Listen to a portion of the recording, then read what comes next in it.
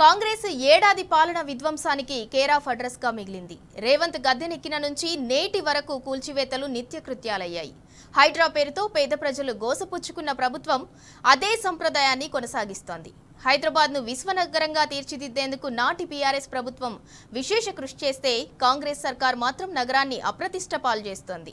హైదరాబాద్లో solar roof top cycling ట్రాక్ను అధికారులు పాక్షికంగా తొలగించడమే ఇందుకు నిదర్శనం.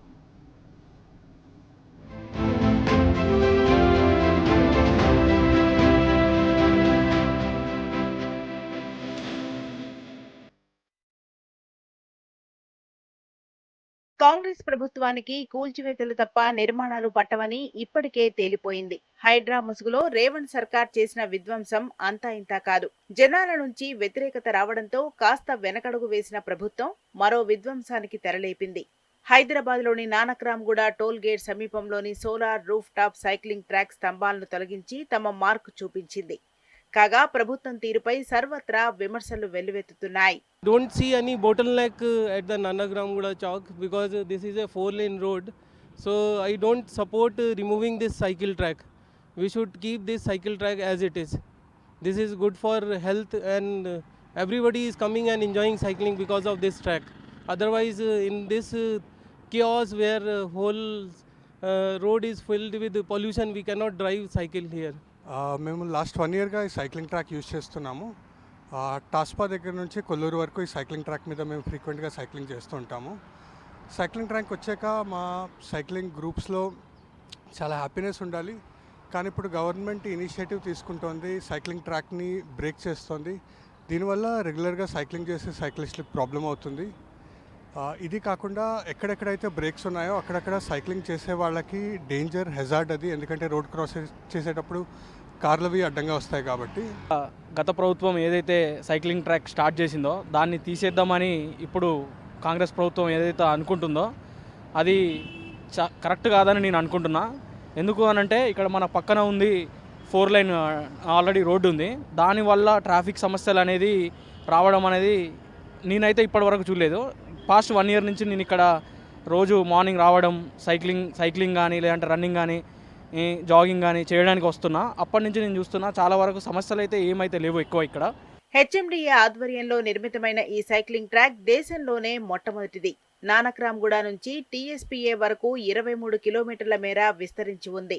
బీఆర్ఎస్ ప్రభుత్వం పనితీరుకు నిదర్శనంగా నిలిచిన ఈ ట్రాక్ ను కాంగ్రెస్ సర్కార్ తొలగించడంపై సైక్లింగ్ ప్రియులు భగ్గుమంటున్నారు. కేసీఆర్ ఆనవాళ్లు చెరిపేస్తానంటూ పదే పదే చెబుతున్న సీఎం రేవంత్ అందులో భాగంగానే ఈ చర్యలకు పూనుకున్నారంటున్నారు.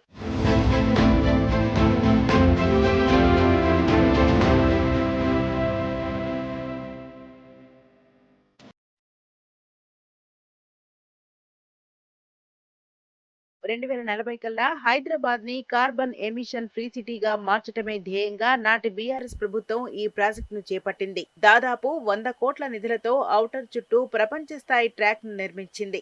23 కిలోమీటర్ల మేర సోలార్ ప్యానెల్ తో పైకప్పు ఏర్పాటు చేశారు. దీని నుంచి 16 మెగావాట్ల విద్యుత్ ఉత్పత్తి చేసేలా ట్రాక్ పూర్తి చేశారు. ఇంతటి అద్భుతమైన ట్రాక్ ను కాంగ్రెస్ ప్రభుత్వం కక్షపూరిత ధోరణితో తొలగించడాన్ని నగరవాసులు ఖండిస్తున్నారు. రేవంత్ పాలనలో కూల్చివేయటం తప్ప నిర్మించే పరిస్థితి లేదని మండిపడుతున్నారు.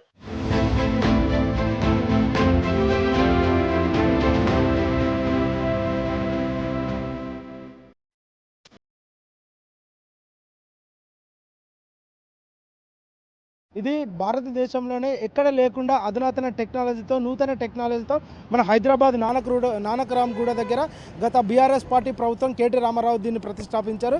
మరియు దీన్ని ఇప్పటికే కాంగ్రెస్ చేస్తున్న అసత్య ప్రచారాలకు నేడు ఈ ట్రాక్ వీడనుందా, ఈ ట్రాక్ ఇక్కడ నుండి పోనుందా అని ఇప్పటికే సైక్లింగ్లలో ఆందోళన వ్యక్తం అవుతుంది. 23 కిలోమీటర్లు సోలార్ ప్యానెల్తో అమర్చారు. ఇది కేవలం కాంగ్రెస్ కుట్రపూరిత రాజకీయాల కోసమే.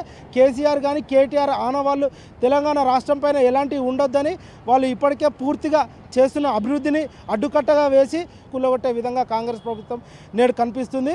కెమెరామెన్ శివతో టీ న్యూస్ అరవింద్.